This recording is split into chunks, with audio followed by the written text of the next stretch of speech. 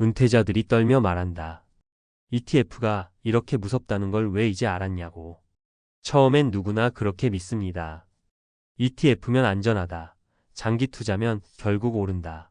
50, 60대라도 계좌만 열어두면 돈이 일해준다고요. 그런데요, 정말 무서운 건 다들 같은 말을 반복하는 그 순간입니다. 마치 괜찮다는 주문처럼 외우며 스스로를 안심시키죠.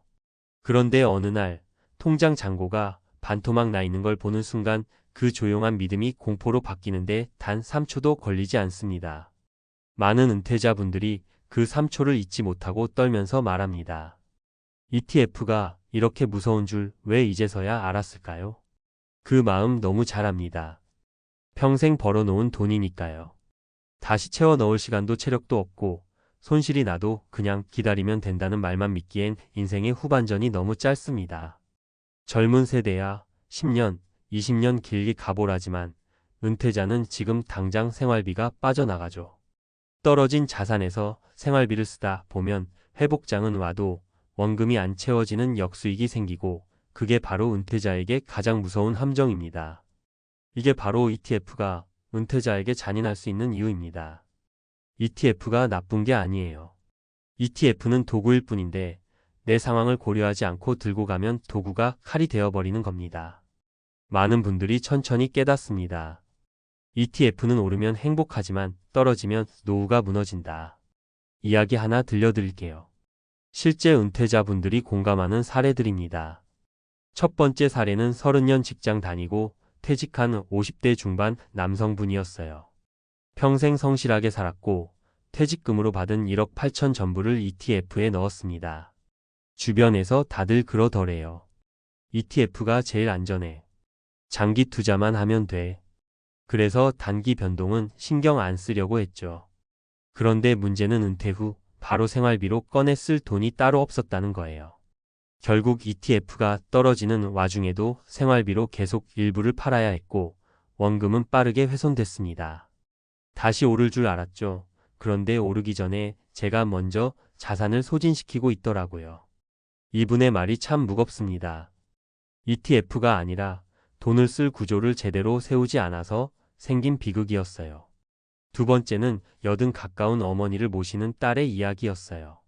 어머니는 은퇴 후 은행 추천으로 배당 ETF에 넣으면 매달 배당이 나온다고 해서 전 재산 9천을 맡겼습니다. 처음엔 매달 들어오는 배당이 든든해 보였죠. 문제는 금리와 시장이 변하자 ETF 가격이 계속 떨어지기 시작했다는 겁니다. 그리고 배당이라는 건 내 돈 일부를 미리 떼어주는 구조인지도 모르고 계셨어요. 가격이 떨어져서 더 사두면 회복될 거라 했지만 이미 80 넘은 분이 언제 회복될지 모르는 자산을 들고 가는 건 너무 위험했죠. 결국 원금 30% 가까이 손실났고 팔고 나니 남은 건 왜 은퇴자한테 이런 구조의 ETF를 권했을까 하는 허탈함 뿐이었습니다. 세 번째는 조금 다르게 안정적으로 준비했다고 생각한 여성 은퇴자 분입니다. 이분은 ETF를 20년 동안 꾸준히 모아왔고 수익도 괜찮았어요. 그래서 은퇴 후 이 정도면 생활비 걱정 없겠다 생각했습니다. 그런데 막상 은퇴하고 나니 문제가 생겼어요.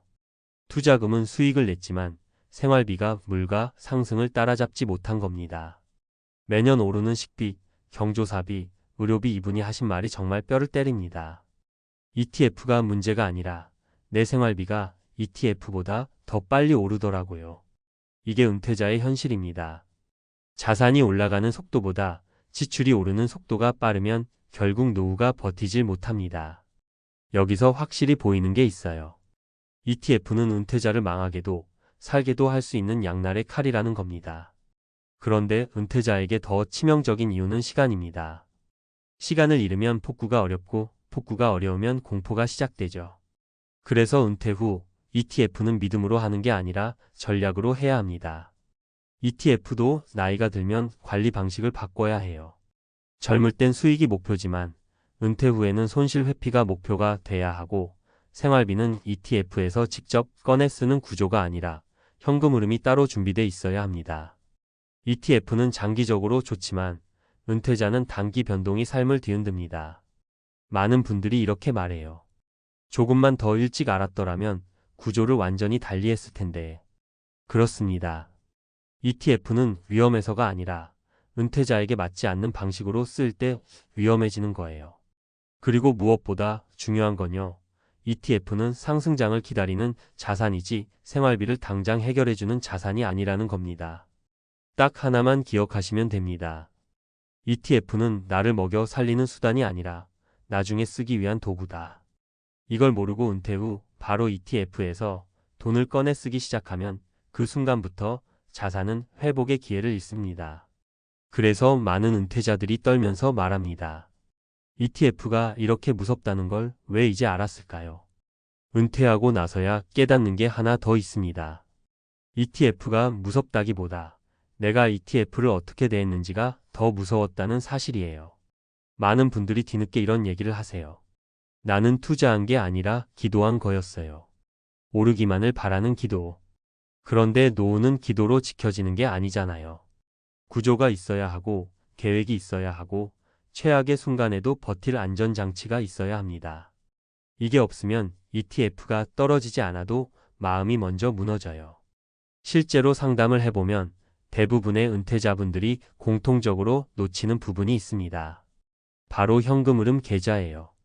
생활비를 뺄 계좌와 투자를 굴릴 계좌를 분리해야 하는데 많은 분들이 퇴직금, 연금, ETF, 생활비가 다 섞여 있습니다.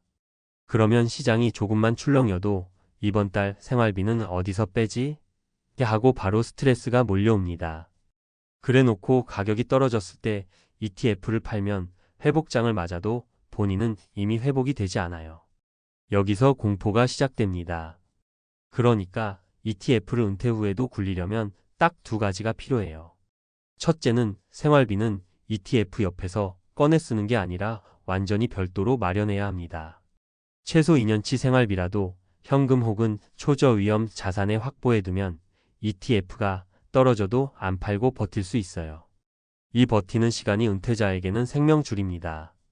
둘째는 ETF 비중을 나이에 따라 조정해야 합니다.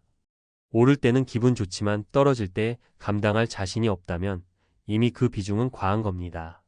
많은 은퇴자분들이 이 단순한 원칙을 무시하다가 손실을 키웠어요. 그리고요, 가장 많이 후회하는 말이 있습니다. 왜 난 은퇴하고 나서야 공부를 시작했지? 이 말이 참 아픈 이유는 은퇴자는 시간을 잃으면 선택지가 줄어들기 때문이에요. 그래서 지금이라도 늦지 않았습니다. 나에게 맞는 구조를 만들면 ETF는 공포가 아니라 자산을 지켜주는 든든한 도구가 됩니다. 반대로 구조가 없으면 아무리 좋은 ETF도 은퇴자의 통장을 끝없이 깎아먹는 무서운 존재가 되죠. 마지막으로 한 은퇴자분이 해준 말이 아직도 기억나요. ETF는 배신한 게 아니에요. 내가 준비 없이 기대한 게 문제였죠. 맞습니다. ETF는 그냥 시장을 따라 움직일 뿐이에요. 우리에게 필요한 건 그 시장을 견디는 힘과 구조입니다. 그걸 갖추는 순간 ETF는 더 이상 두려움이 아니라 오히려 노후를 든든하게 지탱해주는 한 축이 돼요. 공항문을 나서는 순간이었어요. 따뜻한 바람이 얼굴에 스쳤는데 이상하게도 그 바람이 축복이 아니라 경고처럼 느껴지더라고요. 그때는 왜 그랬는지 몰랐어요. 오랫동안 꿈꿔왔던 해외 은퇴, 치앙마이에서의 여유로운 생활, 슬리퍼 끌고 조용한 골목을 산책하던 장면까지 머릿속에 그렸는데 그 모든 상상이 첫날부터 흔들리기 시작했습니다. 은퇴하면 더 편해질 줄 알았죠. 해외에 가면 물가가 싸니 덜 불안할 거라 생각했죠. 그런데 바로 그 순진함이 우리 노후를 무너뜨리는 첫 번째 흠집이었다는 걸 뒤늦게야 깨달았어요. 솔직히 말해볼게요. 은퇴자는요, 평생 열심히 살아온 사람이라는 뜻이잖아요. 근데 그게 동시에 경계심 낮은 사람이라는 뜻이 되기도 하는 것 같아요. 그동안 회사가, 사회가, 규칙이 우리를 보호해주던 세월이 너무 길다 보니 갑자기 낯선 땅에 떨어지면 뭐가 위험인지, 누가 진짜인지, 어떤 선택이 파국인지 구분을 못하게 되는 겁니다. 치앙마이에 도착한 날 저희 부부도 그랬어요. 모든 게 좋아 보였죠. 한인 커뮤니티도 있고 한식당도 많고 은퇴자도 많다고 하니까 그래, 여긴 안전하구나 그렇게 스스로 안심해버린 거죠. 하지만 은퇴 후 삶에선 안심했다라는 순간부터 위기가 시작된다는 말 정말 맞습니다. 치앙마이의 삶은 표면적으로는 너무 좋아 보였어요.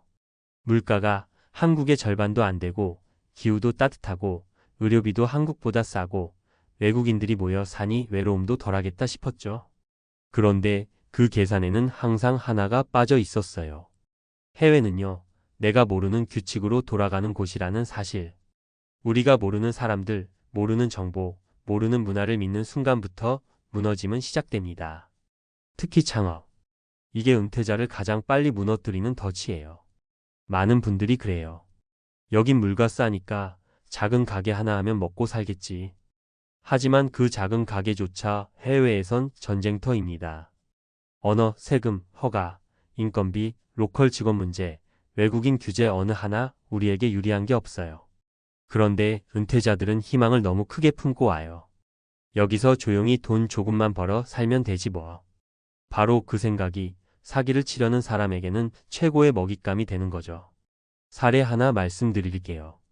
치앙마이에서 만난 박씨 부부 이야기예요. 한국에서 30년 넘게 맞벌이하며 모은 4억 원으로 은퇴 후 작은 한식당을 하기로 했어요. 주변 교민 몇 명이 치앙마이는 한식당만 하면 다 된다. 자리만 잡으면 월세도 싸고 인건비도 싸다고 부추겼대요. 실제로 가보니 분위기 좋아 보이고 손님도 많아 보였다고 했어요. 근데 거기까지였죠. 계약서부터 문제가 시작된 거예요. 태국어로 된 계약서를 영어 번역본만 보고 사인했는데 나중에 알고 보니 외국인 추가 비용, 현지 직원 의무 고용, 간판 사용 제한 같은 조항이 숨어 있었던 거예요. 오픈 첫 달부터 비용이 폭탄처럼 터졌고 직원은 하루가 멀다 하고 바뀌고 결국 2달 만에 가게 문을 닫았어요. 부부는 말해요. 우린 장사 망한 게 아니라 치앙마이를 몰랐던 게 죄였다고. 또 다른 사례도 있어요. 은퇴 후 태국으로 넘어간 조 씨, 지인의 소개로 커피숍 투자를 하게 됐어요. 이미 운영 중인 가게라 안정적으로 보였대요. 그런데 그 지인이 사라졌습니다. 정말 문자 그대로 사라졌어요. 태국에서 은근히 발생하는 방식이에요. 고액의 권리금을 받자마자 연락 끊고 도망가는 케이스요. 조 씨는 태국 법률 구조를 몰라 신고도 제대로 못했어요. 한국처럼 CCTV 뒤지면 해결되는 문제도 아니라는 거 그제야 알게 된 거죠. 조 씨는 말하더군요. 태국은 모든 게 여유로워 보이니까 사람도 느긋할 줄 알았어요. 근데 사기치는 사람들은 오히려 그 느긋함을 이용하더라고요. 세 번째 사례는 더 아픕니다. 혼자 치앙마이로 간 60대 남성인데 조용히 지내며 소소하게 게스트하우스를 운영하겠다고 했어요. 한국에서 은퇴금 받은 2억 전부를 들고 갔는데요. 부동산 투자라는 말에 혹해서 외국인 명의로는 소유가 안 된다는 것도 모르고 현지인 파트너를 믿어버렸어요. 그리고 10달 후 문득 가보니 건물은 온데간데 없고 토지는 다른 사람 명의로 넘어가 있었대요. 서류가 복잡해서 내가 보관하고 있다던 현지인은 이미 잠적. 남은 건 한국으로 돌아가는 비행기표도 간신히 살 정도의 잔고뿐이었어요. 그분이 마지막에 한 말이 잊히질 않아요. 해외에서 은퇴하면 자유가 생길 줄 알았는데 사실은 보호장치가 하나도 없는 삶이더라고요. 이 세 가지 사례 모두 공통점이 있어요. 은퇴자는 위험 감수 능력이 떨어진다는 것. 그리고 새로운 환경을 긍정적으로만 해석한다는 것. 무엇보다 설마 나에게까지 이런 일이 생기겠어? 라는 착각을 결국 비극으로 만든다는 겁니다. 해외 은퇴 생활 자체를 반대하는 게 아니에요. 하지만 해외에서는요, 당신을 보호해줄 제도도 익숙한 네트워크도 도움을 요청할 지인도 거의 없어요. 말 그대로 맨몸으로 서 있는 겁니다. 그래서 은퇴 후 해외 창업, 해외 투자, 해외 부동산 이 모든 건 절대로 가볍게 선택하면 안 돼요. 치앙마이 같은 도시에선 더더욱 그렇죠. 여유롭고 느긋해 보이는 분위기 뒤에 은퇴자만 노리는 시장이 따로 존재하니까요. 그리고 하나만 꼭 기억하세요. 은퇴 후 해외로 나가는 순간 당신은 관광객이 아니라 돈을 가진 외국인이 된다는 거예요. 이 차이는 너무 크고 때로는 너무 잔혹합니다. 은퇴를 준비할 때 가장 중요한 건 꿈이 아니라 현실입니다. 해외에서 멋지게 살겠다는 기대보다 그곳이 가진 위험의 구조를 먼저 보는 게 진짜 준비예요. 치앙마이에서 무너진 많은 분들이 공통으로 말해요. 미리 알았더라면. 저는 그 말을 이렇게 바꿔드리고 싶어요. 지금 알았으니 당신은 같은 길로 가지 않을 수 있다고요. 그리고요, 정말 중요한 얘기를 하나 더 드릴게요. 많은 분들이 치앙마이에서 실패한 뒤 한국으로 돌아오면서 이런 말을 해요. 왜 난 그때 그 경고를 못 들었을까? 사실 경고는 계속 있었어요. 공항에서 이상하게 느껴졌던 분위기, 계약서에서 이해 안 가는 문장들, 지인이 너무 쉽게 이건 무조건 된다고 말하던 그 어색한 미소까지요. 근데 사람 마음이라는 게 참 묘하죠. 은퇴하고 나면 이제 좀 편해지고 싶다. 누군가가 좀 대신 결정해줬으면 좋겠다. 이런 마음이 커져요. 그러다 보니 누가 친절하게 다가오면 그게 경고가 아니라 기회처럼 보이는 겁니다. 결국 위험은 늘 우리 곁에 있었는데 우리가 못 본 거죠. 치앙마이에서 망하고 돌아온 분들 대부분이 똑같이 말해요. 나는 태국이 무서운 게 아니라 내가 너무 몰랐던 게 무서웠다. 그 말이 진짜 핵심입니다. 해외가 위험한 게 아니라 우리가 준비 없이 들어가는 게 위험한 거예요. 준비가 없으면 기회도 독이 되고 좋은 사람도 나쁜 사람으로 보이고 작은 문제도 통제 불가능한 위기가 되어버리거든요. 그게 은퇴 후 삶의 가장 큰 함정이에요. 나이가 들수록 내가 경험한 세계만 믿는 경향이 생기는데 그 경험이 해외에서는 아무 쓸모가 없을 때가 너무 많다는 거죠. 그래서 제가 늘 말씀드리는 게 있어요. 은퇴 후에 해외로 나가려면 꿈보다 먼저 비상계획을 챙기셔야 합니다. 예를 들면 이런 것들이에요. 현지 법률 자문을 받을 수 있는 경로를 확보해 두기, 비상시 한국으로 돌아올 수 있는 자금 따로 마련해 두기, 절대 한 번에 큰돈 넣지 않기, 현지인 명의와 얽히는 사업은 절대 안 하기 이런 기본적인 것만 지켜도 파국을 피할 확률이 훨씬 높아져요. 문제는 대부분의 은퇴자들이 이런 팁을 알고 있음에도 실제로는 그래도 나한테는 괜찮겠지라고 생각한다는 겁니다. 치앙마이에 살다 망한 한 분이 이런 말을 하셨어요. 세상이 나한테 해준 말 중에 제일 무서운 말이 뭔지 아세요? 남들도 다 하고 있으니 괜찮다는 말. 은퇴자는 그 말에 정말 쉽게 흔들려요. 다 아는 것 같아 보이고, 다 잘 되는 것 같아 보이고, 다 행복해 보이니까요. 하지만 그 다는 늘 거짓입니다. 성공한 사람은 눈에 띄지만 망한 사람은 조용히 사라지거든요. 우리는 망한 사람들의 침묵을 보지 못해요. 그래서 실패 확률을 과소평가하는 거죠. 여기까지 들으셨다면 아마 느끼실 거예요. 치앙마이 문제만이 아니구나. 어디든 같은 구조구나. 맞아요. 미국이든 태국이든 한국이든 은퇴자는 늘 위험에 더 빠르게 노출됩니다. 이유는 딱 하나예요. 삶의 마지막 챕터라고 생각해서 이제 좀 쉬자 하는 순간 방어력이 무너지는 거죠. 그런데 아이러니하게도 은퇴 후의 선택이 인생에서 가장 치명적인 결과를 가져옵니다. 이제 더 이상 다시 일어나기 어려운 나이니까요. 그러니 제발 어떤 도시를 선택하든 어떤 나라로 가든 어떤 사업을 하든 이렇게만 기억해 주세요. 은퇴 후에는 낙관이 아니라 검증이 먼저다. 친절한 사람보다 문서가, 분위기보다 조건이, 꿈보다 현실이 먼저다. 이 원칙만 지키면 치앙마이에서 무너졌던 수많은 사람들의 길을 똑같이 걷지 않아도 됩니다. 지금 이 글을 읽고 계신다는 건 이미 다른 사람보다 단계를 하나 넘으신 거예요. 이제 필요한 건 단 하나, 조심하는 마음입니다.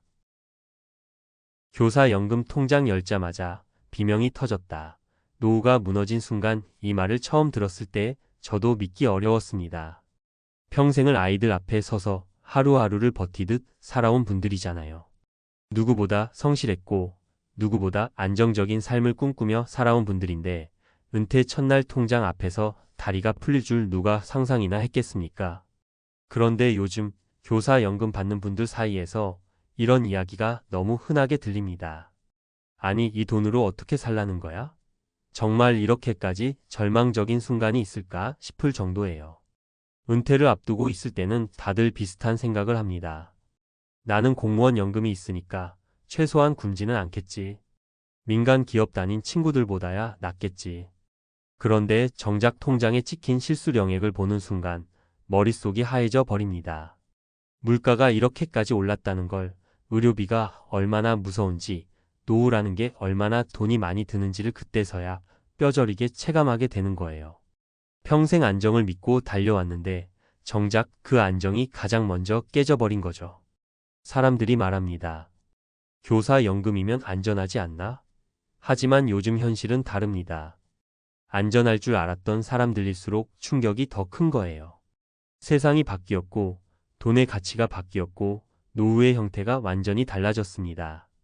그런데 우리는 여전히 옛날 계산법으로 은퇴를 준비해 왔던 거죠. 그러니까 막상 퇴직하고 나서야 진짜 현실과 맞닥뜨리게 되는 거예요. 그리고 그 충격은 생각보다 훨씬 크고 훨씬 잔인합니다. 이제 본격적으로 이야기해 볼게요. 왜 교사 연금이 무너진 것처럼 느껴지는지, 왜 연금만 믿으면 안 된다는 경고가 나오는지, 그리고 은퇴자들이 실제로 어떤 삶을 마주하고 있는지, 특히 세 가지 현실 사례를 통해 더 생생하게 느끼실 수 있을 겁니다. 첫 번째 사례는요, 61세 정교과 교사로 은퇴한 어씨 이야기예요. 어씨는 평생 학교에서 학생들을 가르치며 살았고 누구보다 검소하게 살았습니다. 은퇴하면 큰 욕심 없이 조용히 살아도 된다 생각했대요. 그런데 연금 첫날 통장에 찍힌 금액을 보고 말문이 막혔다고 합니다. 건강보험료 빠지고 세금 빠지고 각종 공제 빠지고 나니 실제 손에 들어온 금액은 자신이 예상했던 금액보다 거의 30% 가까이 적게 나온 거예요. 그 돈으로 월세, 생활비, 병원비까지 감당하자니 한숨밖에 나오지 않았습니다. 결국 주변 친구들이 추천해준 학원 강사 일을 다시 시작할 수밖에 없었죠. 나는 평생 일만 했는데 은퇴하고도 또 일해야 한다니 어씨는 이때 처음으로 노후라는 단어가 이렇게 무거울 줄 몰랐다고 합니다. 두 번째 사례는 B씨 부부 이야기예요. 부부 둘 다 중학교 교사였고 두 명이 연금 받으면 넉넉하겠지라고 믿고 살았대요. 그런데 막상 은퇴하고 보니까 상황이 완전히 달랐습니다. 두 사람의 연금을 합쳐도 요즘 물가 기준으로는 넉넉하지 않은 거예요. 특히 한 분이 건강이 안 좋아지면서 병원비가 눈덩이처럼 불었습니다. 연금 부자라더니 우리는 왜 매달 적자야? 계속된 치료비, 장기 요양비, 각종 보험료까지 더해지면서 결국 부부는 30년 넘게 살던 아파트를 팔고 외곽으로 이주했습니다. 교사인데 왜 이렇게 가난해졌을까? B씨는 집을 정리하던 날 그렇게 울더라고 하셨어요. 세 번째 사례는 조금 다른 형태입니다. 58세 조기 은퇴한 C씨인데요. 젊을 때부터 연금이 있으니 나중엔 편하겠지라고 굳게 믿고 살았어요. 당시에는 이 판단이 맞았거든요. 물가도 지금보다 훨씬 낮았고 노후 생활비도 크게 고민하지 않아도 됐죠. 그런데 문제는 앞으로의 시대가 과거와 완전히 다르다는 거예요. 58세 조기 은퇴 후 연금을 일부만 받으며 버티던 그는 최근 의료비 부담과 생활비 증가로 더 이상 조기 연금으로 생활이 안 되는 상황이 됐고 결국 식료품점에서 파트타임을 하며 생활비를 채우고 있습니다. 교사 연금?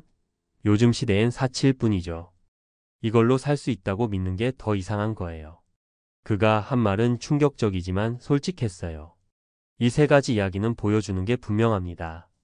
교사 연금이라는 단어 자체가 더 이상 안전망이 아니라는 겁니다.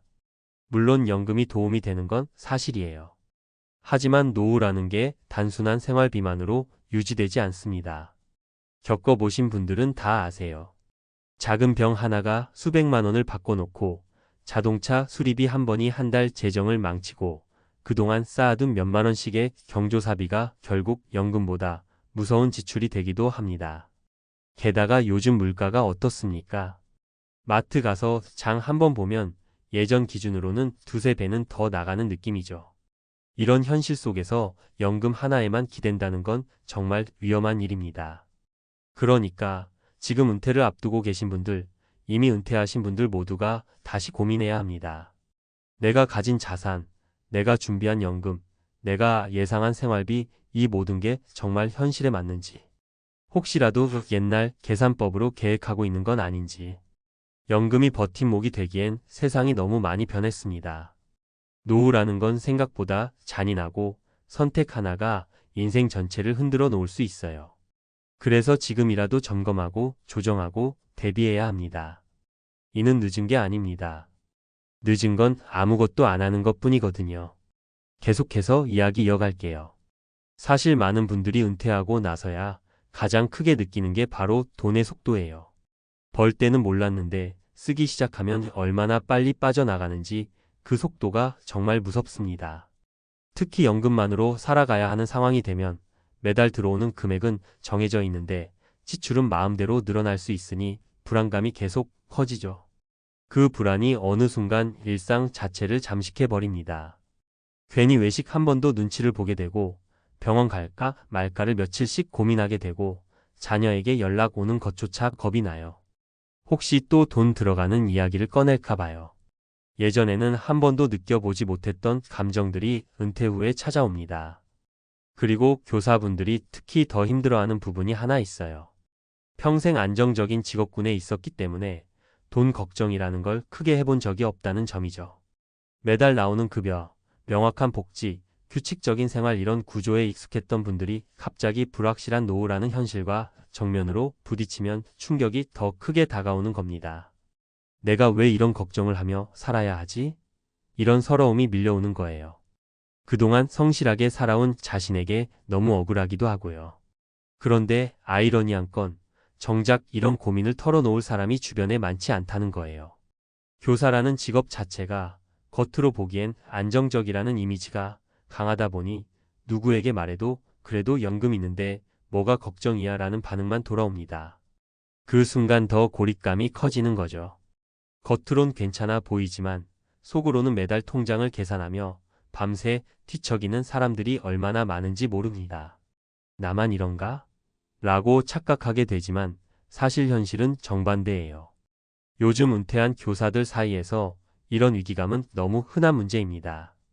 그래서 지금 필요한 건 연금의 한계를 인정하고 그 위에 새로운 안전망을 쌓는 겁니다.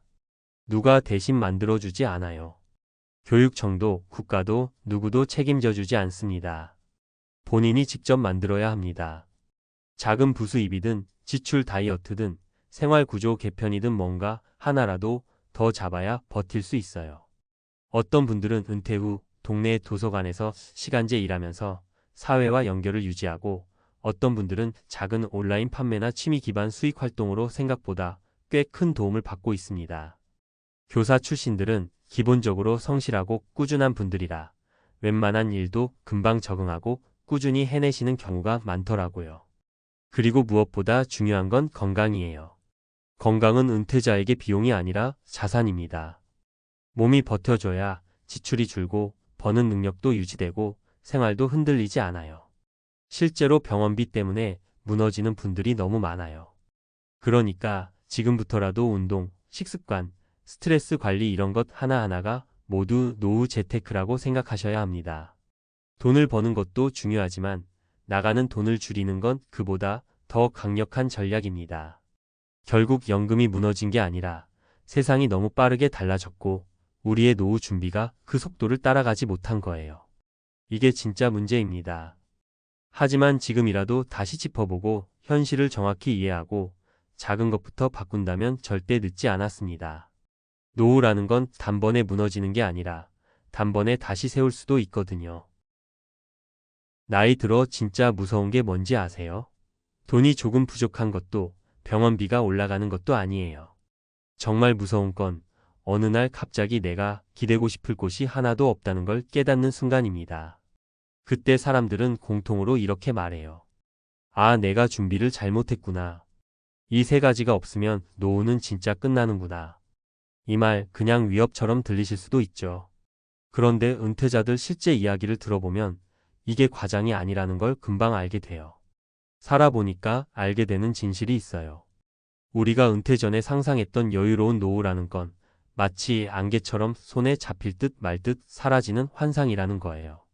노후의 행복은 거창한 게 아니라 아주 단순하고 현실적인 세 가지에서 갈리는데 이걸 챙기지 못한 사람들은 은퇴 후 몇 년 안 돼서 무너집니다.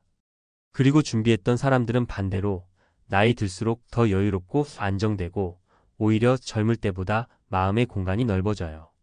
이 이야기를 들으시는 분들 중에서도 아마 이런 생각 하시는 분들 있을 거예요. 나도 지금 뭔가 빠뜨리고 있는 건 아닐까? 그 불안은 절대 틀린 감정이 아니에요. 왜냐면 은퇴의 성공은 거대한 소득도 높은 자산도 아니라 이 세 가지를 얼마나 갖추고 있느냐로 결정되기 때문이에요. 그래서 오늘은 은퇴자들이 떨며 이야기한 이 세 가지 없으면 진짜 끝난다라고 말한 그 공통점들을 실제 사례와 함께 구체적으로 풀어서 이야기해 드릴게요. 혹시 지금이라도 늦지 않았는지 조바심이 든다면 오히려 잘 오셨어요. 이걸 알고 준비하면 노후가 무너지는 걸 막을 수 있으니까요. 먼저 은퇴자들이 가장 무섭게 말하는 첫 번째 공통점은 바로 고정 지출을 통제할 힘이 없는 삶이에요. 우리는 은퇴하면 소비가 줄어들 줄 알죠. 그런데 현실은 전혀 다릅니다. 젊을 때는 소득이 있기 때문에 생활비가 커도 어떻게든 맞춰 나가요. 하지만 소득이 끊긴 순간 똑같은 생활비가 폭탄이 돼요. 실제로 은퇴자분 중 한 분이 이런 얘기를 하셨어요. 은퇴하면 여유가 생길 줄 알았는데 시간이 아니라 돈이 저를 잡아먹더라고요. 이분은 캘리포니아에서 35년 넘게 일했어요. 월세만 2,800불이었고 은퇴 이후에도 줄일 방법이 없었죠. 결국 어떻게 됐을까요? 연금은 들어오지만 고정 지출을 감당 못해서 1년 만에 모아둔 비상금이 바닥났어요. 이게 은퇴의 첫 번째 공포예요. 나가는 돈을 줄일 수 없으면 노후는 버틸 수가 없어요. 반대로 비슷한 소득이었는데 은퇴를 아주 안정적으로 맞은 분이 있어요. 이분은 은퇴 5년 전부터 생활비를 절반으로 줄였어요. 이민 생활 오래 하다 보니까 렌트비가 가장 큰 문제라는 걸 알았고 그래서 미리 다운사이징해서 작은 콘도로 옮겼죠. 처음엔 불편했다고 해요. 그런데 3년 지나고 나니 이렇게 말하더라고요. 지금은 숨이 편해요. 나가는 돈이 적으니까 사는 게 두렵지 않아요. 두 분의 차이는 소득이 아니라 지출을 통제할 수 있느냐 없느냐였어요. 그 다음 두 번째 공통점은 더 무섭습니다. 바로 혼자가 되지 않는 구조를 만들어 놓은 사람 vs 전적으로 혼자가 된 사람의 차이예요. 은퇴 후 외로움은 단순한 감정 문제가 아니라 생존 문제예요. 왜냐면 도움이 필요할 때 도와줄 사람이 없으면 작은 문제도 큰 재앙으로 커지거든요. 예를 하나 드릴게요. 애틀랜타에 사는 60대 후반 남성분이 있어요. 이분은 건강도 좋고 연금도 2,800불 정도로 안정적이었어요. 그래서 무난한 노후라고 생각했죠. 그런데 아내분이 먼저 돌아가시고 나서 상황이 완전히 달라졌어요. 연락할 사람이 없었고 아프면 병원에 가는 것도 일이었어요. 결국 체중이 급격히 빠지고 우울증이 왔어요. 본인은 나는 돈보다 사람이 필요했다고 말했어요. 은퇴 후 사람 관계를 놓치는 게 이렇게 무섭습니다. 반대로 텍사스에서 지내는 70대 부부는 전혀 달랐어요. 이분들은 은퇴 전부터 취미 모임, 교회, 한인 커뮤니티에 일주일 중 절반 이상을 쓰셨대요. 그래서 누구 하나 아프면 옆집에서 바로 도와주고 병원 갈 때도 같이 가주고 심지어 여행도 함께 다녀요. 이분들이 저에게 한 말이 아직도 기억나요. 노후는 돈으로 사는 게 아니라 사람으로 버티는 거예요. 이게 은퇴자들이 떨며 말하는 두 번째 공통점이에요. 혼자가 되면 노후는 너무 쉽게 무너진다. 마지막 세 번째 공통점은 아마 가장 중요한 이야기일 거예요. 바로 작은 소득이라도 꾸준히 들어오는 노후의 엔진을 가진 사람들이에요. 연금만으로 노후가 해결될 거라고 믿는 분들이 많죠. 하지만 미국에서든 한국에서든 연금만으로는 예기치 못한 상황을 감당할 여력이 거의 없어요. 실제 사례 하나 볼게요. LA에 사는 62세 여성분이 있어요. 소셜연금 1,700불을 받았고 원래는 충분할 거라고 생각했어요. 하지만 보험료가 올라가고 렌트비가 오르고 갑자기 치과비가 수천 불 나오고 이분이 마지막에 한 말이 너무 현실적이었어요. 연금은 그냥 숨만 쉬게 해주는 돈이에요. 살아있게 해주는 돈은 따로 있어요. 반대로 비슷한 연금 수준인데도 은퇴 후 더 안정적인 분들이 있어요. 이분들은 다 하나같이 작은 소득원을 유지했어요. 예를 들면 이런 것들이요. 지인 소개로 몇 시간 일하는 파트타임, 본인이 잘하는 분야를 이용한 소규모 부업, 남는 방을 렌트하는 방식, 혹은 연 35% 정도의 배당 ETF로 최소한의 현금 흐름 유지. 이런 소득원들은 큰 돈을 벌지는 않아요. 하지만 큰 차이를 만들어냅니다. 왜냐면 예상치 못한 지출이 터졌을 때 무너지지 않게 해주거든요. 은퇴자들이 떨며 말한 진실이 바로 이거예요. 노후는 되살릴 수 없는 시기라서 안정적인 소득원이 없으면 회복이 불가능하다. 이 세 가지를 못 갖춘 사람들은 은퇴 후 딱 3년 안에 무너질 확률이 높아요. 하지만 이 세 가지를 갖춘 사람들은 어떤 위기가 와도 버텨요. 그리고 놀랍게도 그 행복은 자산 크기와 거의 상관이 없어요. 나이 들어 진짜 중요한 건 얼마를 모았냐가 아니라 나를 지탱해주는 힘이 있느냐예요. 그 힘은 바로 통제 가능한 지출, 나를 붙잡아주는 관계, 작은 소득의 지속성. 이 세 가지예요. 지금이라도 이 세 가지를 하나씩 점검해보면 절대 늦지 않았어요. 여기서 무너진 노후와 버티는 노후가 갈리니까요. 지금까지 이야기한 세 가지가 왜 그렇게 중요한지, 사실 은퇴자들이 공포를 느끼는 순간은 조금 더 깊은 곳에서 시작돼요. 바로 돌이킬 수 없는 시기라는 사실을 자각하는 순간이에요. 젊었을 땐 실패하면 다시 일하면 되고 돈 떨어지면 다시 모으면 되죠. 그런데 은퇴한 뒤에는 그게 안 돼요. 그래서 작은 실수도 큰 파도로 몰아치고 사소한 선택도 인생을 뒤흔드는 결과로 돌아와요. 이걸 깨닫는 순간 대부분 이렇게 말합니다. 아, 이제 진짜 내 삶을 되돌릴 방법이 없구나. 그래서 지금 말씀드리는 후속 이야기는 몇몇 은퇴자들이 실제로 이 세 가지를 갖추지 못해서 겪은 그 다음 단계예요. 조금 무서울 수 있지만 반대로 말하면 지금이라도 피할 수 있는 경고이기도 합니다. 먼저 지출 통제를 못한 사람들의 공통적인 말이 있어요. 언제 이렇게 무너졌는지 모르겠다. 이 말이 진짜 많이 나와요. 왜냐면 은퇴 후에 무너지는 건 갑자기 한순간에 일어나는 게 아니라 월세 조금 오르고 보험료 조금 오르고 식비 조금 오르고 이 작은 오르막들이 몇 년을 쌓아 결국 파국을 만들어내거든요. 문제는 대부분 그 흐름을 제때 알아채지 못한다는 거예요. 소득이 없으니 조절도 어렵고요. 반대로 지출 관리를 성공한 사람들은 신기하게도 심리적으로도 훨씬 안정적이에요. 돈이 나가는 속도가 통제되니까 내가 내 인생을 주도하고 있다는 감각이 생기거든요. 은퇴 후 삶에서 이 심리적 안정감이 얼마나 중요한지 아세요? 이것 때문에 우울증을 피한 분도 있고 건강이 좋아진 분도 있어요.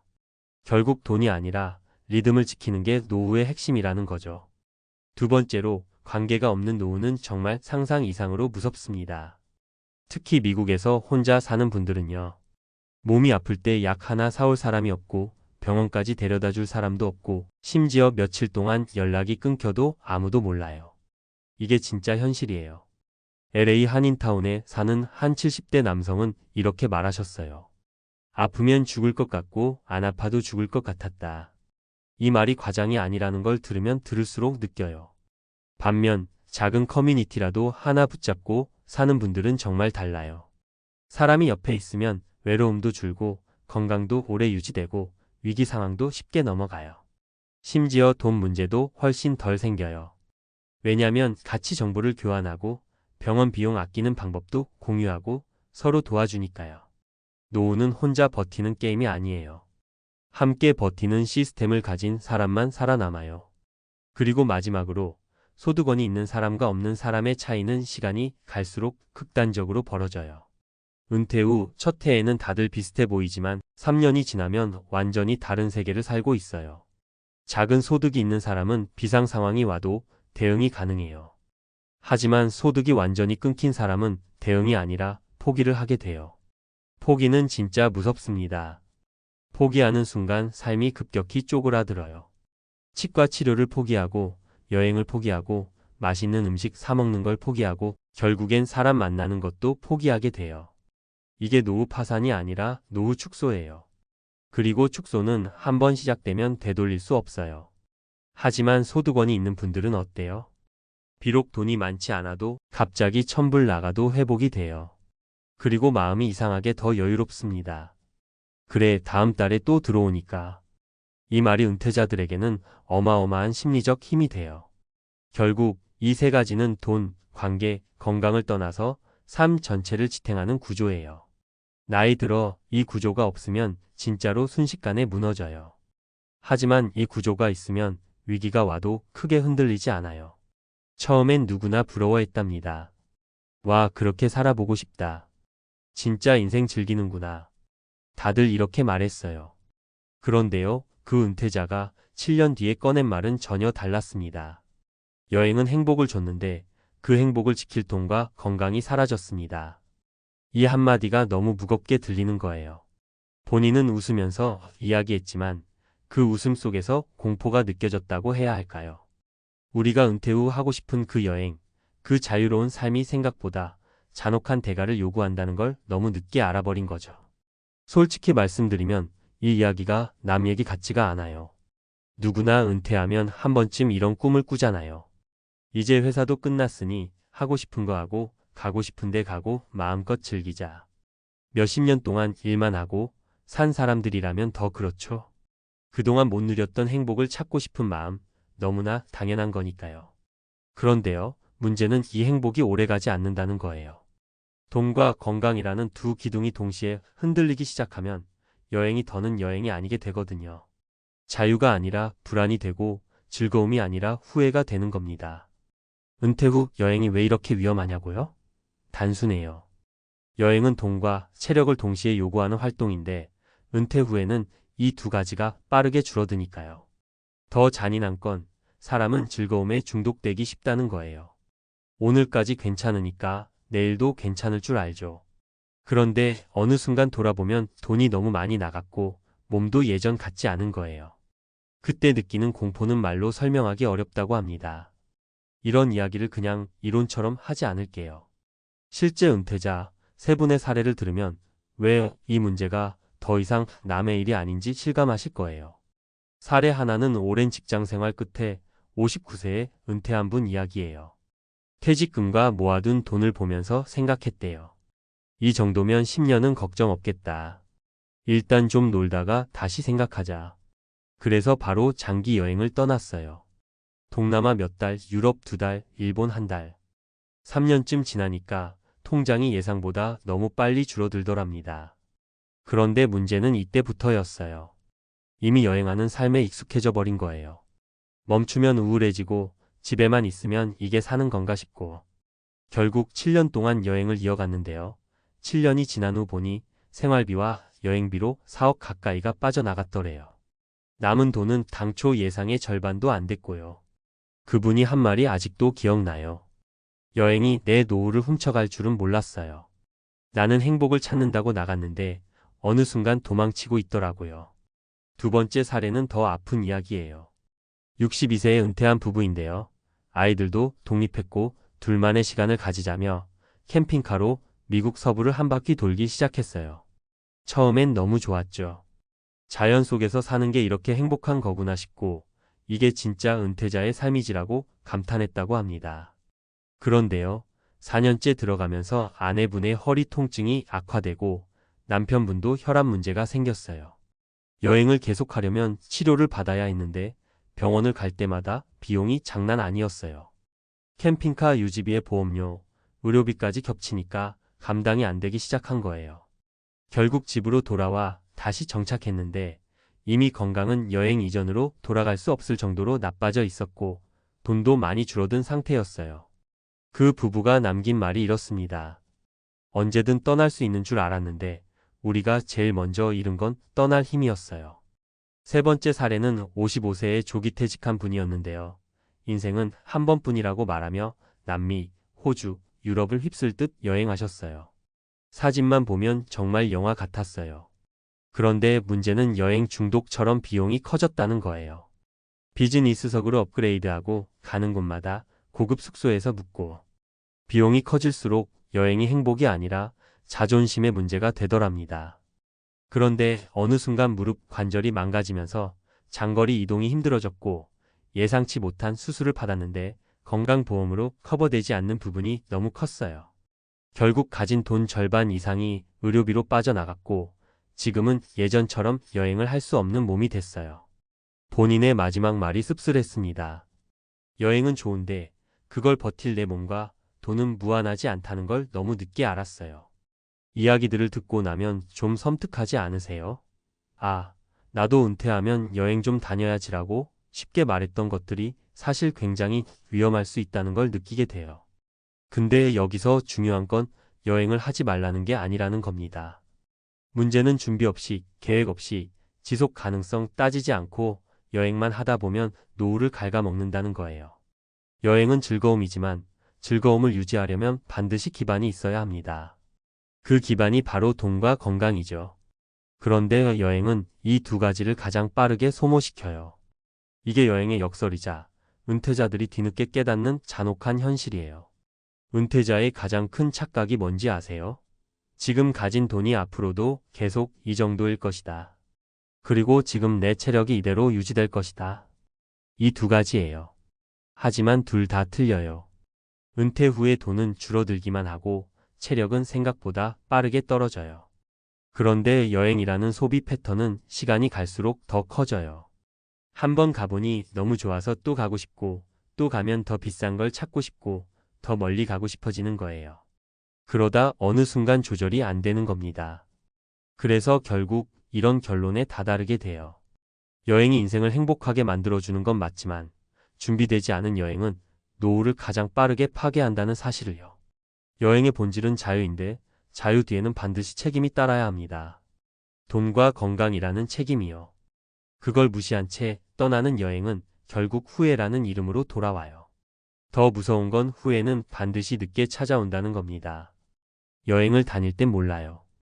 다 좋으니까요. 문제는 멈추려고 할 때예요. 쉼표 찍는 순간 현실이 들이닥쳐요. 내가 이걸 감당할 수 있었던 걸까? 그때 느끼는 공포는 사람을 무너뜨립니다. 자신감이 사라지고 삶의 방향성이 사라지고 그동안 쌓았던 노후 대비가 와르르 무너져 버려요. 그래서 많은 은퇴자들이 여행 후 공허감, 우울감, 불안정한 소비 패턴까지 겪는 이유가 여기에 있어요. 결국 여행을 어떻게 해야 하냐고요? 답은 단순합니다. 여행은 노후의 일부여야 하지 노후의 전부가 되어선 안 된다. 여행은 목표가 아니라 보너스예요. 내 돈과 건강을 해치지 않는 범위 안에서 즐기는 게 진짜 행복입니다. 이 선을 넘는 순간 여행은 인생 최고의 선물이 아니라 가장 무서운 지출이 됩니다. 혹시 지금 은퇴를 앞두셨거나 은퇴 후 여행을 꿈꾸고 계신다면 딱 한 번만 생각해 보셨으면 해요. 이 여행이 나의 70대, 80대의 삶을 지탱할 수 있을 만큼 여유로운가? 이 질문 하나면 많은 후회를 막을 수 있어요. 즐거움은 중요하지만 오래 가는 즐거움은 더 중요하니까요. 여행이 아니라 내 삶이, 내 노후가 오래 가야 하잖아요. 이 이야기가 누군가에게는 작은 경고가 될 수도 있고 또 누군가에게는 삶의 속도 조절을 도와주는 나침반이 될 수도 있을 거예요. 어쨌든 분명한 건 하나입니다. 여행보다 더 중요한 건 여행을 오래도록 즐길 수 있게 해주는 기반을 먼저 지키는 거예요. 돈과 건강 이 두 가지를요.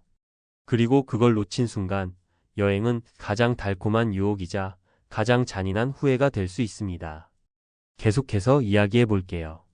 많은 은퇴자분들이 공통적으로 말하는 후회가 하나 있어요. 여행 자체는 잘못이 아니었다. 문제는 여행을 현실 도피로 썼다는 거였다. 이 말이 참 깊어요. 우리가 은퇴 후 여행을 꿈꿀 때 사실 마음속 깊은 곳에는 이런 마음이 숨어 있거든요. 그동안 인생이 너무 힘들었으니 이제 보상받고 싶다. 그래서 여행을 통해 그 피로를 다 씻어내고 싶어 해요. 문제는 이 방식이 오래 갈 수 없다는 거예요. 현실을 정리하지 않은 상태에서 떠난 여행은 반드시 돌아와서 그 대가를 치르게 되거든요. 그리고 또 하나 무서운 게 있어요. 사람이 여행에서 느끼는 신나는 감정은 점점 둔해진다는 거예요. 처음엔 공항만 가도 설레요. 두 번째는 비행기 타야 설레고 세 번째는 다른 나라를 봐야 설레요. 네 번째쯤 되면 비싼 호텔을 가야 겨우 감정이 올라와요. 결국 즐거움을 느끼기 위한 비용이 점점 커지는 거죠. 이게 은퇴자들에게 얼마나 위험한 패턴인지 아시죠? 수입은 멈췄는데 감정은 더 큰 비용을 요구하니까요. 어떤 분은 이렇게 말했어요. 여행을 다닐수록 내 마음이 비워지는 게 아니라 더 채워야만 하는 욕구가 커졌다. 이게 인간의 본성이에요. 그래서 여행을 습관으로 만들기 전에 반드시 내가 감당할 수 있는 범위를 정해둬야 합니다. 그렇지 않으면 여행은 자유가 아니라 의무가 되어버려요. 가야만 마음이 편하고 멈추면 불안해지는 삶. 이건 진짜 여행이 아니죠. 그리고 건강 이야기도 빼놓을 수 없어요. 여행은 꼭 멀리 가야만 힘든 게 아니에요. 시차, 낯선 환경, 무리한 일정, 기온 변화, 긴 이동 몸은 생각보다 훨씬 많은 스트레스를 받아요. 은퇴자분들이 여행만 다녔는데 왜 갑자기 아프지? 라고 말하는 이유가 여기에 있어요. 몸은 표가 안 나다가 한 번에 무너지는 경우가 많거든요. 그 무너지는 순간이 여행지일 수도 있다는 게 더 무섭고요. 해외에서 응급실 한번 가보시면 그 비용이 얼마나 잔혹한지 아실 겁니다. 그 순간 깨닫죠. 내가 즐기던 방식이 내 몸에는 고문이었구나. 그래서 꼭 말씀드리고 싶은 건 여행은 절대 지금 아니면 못한다가 아니라는 거예요. 오히려 돈과 건강을 지키면서 천천히 즐기는 여행이 훨씬 오래 갑니다. 1년에 한 번이든 분기에 한 번이든 목적이 아니라 삶의 양념처럼 두는 게 진짜 지혜예요. 그래야 여행이 내 삶을 무너뜨리는 게 아니라 지탱해주는 역할을 하거든요. 결국 진짜 후회는 여행을 많이 못 간 게 아니에요. 여행을 오래 건강하게 즐길 수 있는 기반을 미리 만들어두지 않은 것. 이게 은퇴자들이 공통적으로 털어놓는 가장 깊은 아쉬움이에요. 지금 여행을 꿈꾸고 계신다면 떠나는 것보다 먼저 해야 할 게 하나 있어요. 미래의 나에게 물어보는 거예요. 지금 이 소비와 일정이 10년 뒤에 나를 지켜줄 수 있을까? 이 질문 하나가 여행의 속도도 방향도 완전히 바꿔줄 겁니다. 당신의 여행이 후회가 아닌 행복으로 남으려면 지금 이 질문이야말로 가장 필요한 출발점이에요. 연금 고지서 받아든 순간 끝났다. 교사들이 떨며 말한 공포의 현실. 정말 무섭게 들리죠. 그런데 은퇴한 교사분들 사이에서는 이 말이 농담이 아니라 실제로 떨리는 목소리로 흘러나오는 이야기라니까 더 섬뜩합니다. 그 잠깐의 종이 한 장이 평생 교단에서 버텨온 자부심보다 더 강한 충격을 줬다는 거예요. 아니, 내가 30년을 나라에 바쳤는데 이 돈으로 어떻게 살라는 거지? 딱 고지서 한 장 펼쳐본 그 순간 벽에 금이 간 듯 마음이 무너져 내렸다고들 하십니다. 살아오면서 한 번쯤은 공무원이나 교사는 연금 있으니까 노후 걱정 없겠지 이런 생각 다들 해보셨을 거예요. 실제로 많은 분들이 그런 기대를 안고 버텼고요. 야근해도 주말 반납해도 민원 스트레스에 잠을 못 이루던 날에도 그래도 버틸 수 있었던 건 노후는 안전하다라는 작은 믿음 때문이었죠. 그런데 정작 은퇴하고 마주한 현실은 생각했던 안전망이 아니라 재정 계산표 앞에서 주저앉게 만드는 냉혹한 숫자였습니다. 이걸 듣고 계신 분들도 똑같이 느끼실 거예요. 연금이라는 게 나라가 지급하는 최소한의 안전장치라고 믿어왔는데 그 최소한이 과연 생활을 버틸 만큼이라는 건 전혀 다른 문제거든요. 요즘 같은 시대에는 더 그렇고요.